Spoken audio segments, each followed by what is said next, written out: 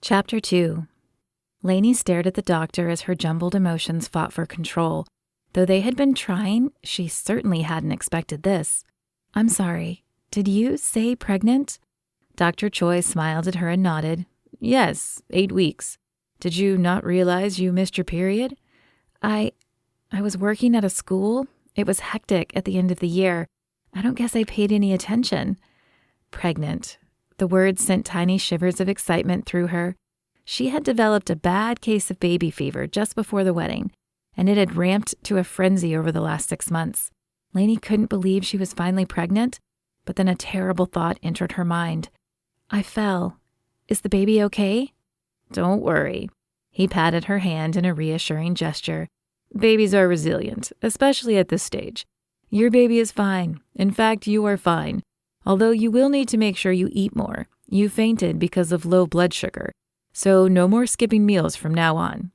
"I promise." "Good. I'll send the nurse in shortly with your discharge paperwork." "Thank you. Is Tyler here? I want to tell him." The doctor nodded. "He's in the waiting room. I'll send him back." A minute later, Tyler appeared in the doorway. Fear etched his facial features and coursed through his stiff posture. "Are you all right?"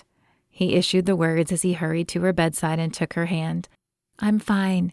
She pursed her lips together to contain her smile. "So, you're not sick?" "Well, only if you consider morning sickness being sick." She squeezed his hand and watched his face for the moment he understood. His eyes blanked for a moment, and then his face shifted. The muscles relaxed and an expression of wonder took over. "You're pregnant." She nodded and let her grin burst forth. 8 weeks. "Oh my gosh, Laney, that is so, speechless?" "And happy." He placed a sweet kiss on her lips and then jerked back. "Is the baby okay?" "The baby is fine, and I'm fine. The doctor said discharge papers would be coming soon. Did you get my degree?" Tyler chuckled. "No, I thought it might be more important to ride in the ambulance with you. But if Nancy and Aaron didn't get it, we can check back with the school." "I hear congratulations are in order," the nurse said, entering the room. "Thank you." Laney and Tyler said the words in unison, then grinned at each other and laughed. "Take care of yourself. I guess we'll see you again in about 8 months. The nurse handed over a stack of papers. Tyler took the papers and folded them in his pocket. Then he held out his hand to Laney. "What do you say we get something to eat to celebrate?" "Absolutely. I'm starving. At least I think I'm starving." She giggled as pure joy raced through her. "But can we ask Nancy and Aaron to join us? I want to tell them too." "They'll have to," he said with a smile. "I left my truck at the auditorium, so we need a ride." Tyler couldn't help feeling the need to protect Laney the rest of the night. He knew she was fine, but now she was growing another life. So he had 2 people to worry about from this point on. "Here, let me get that for you," he said as she reached for the truck handle.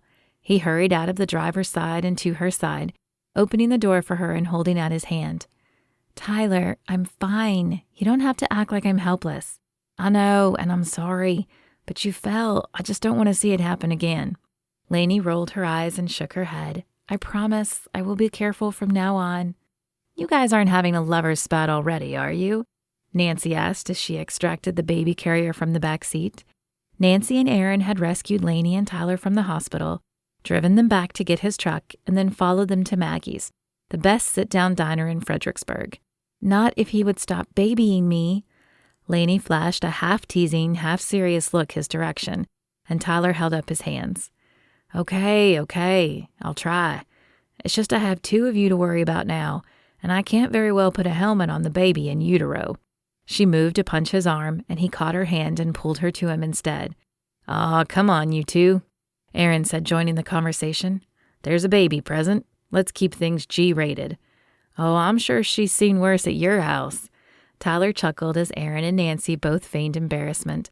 Even though they'd been married for over a decade, they were still an affectionate couple. Tyler hoped he and Laney would be the same way. "All right, can we go eat now?" Laney patted her belly, though it was still flat. "I'm eating for 2 now, and I'm hungry."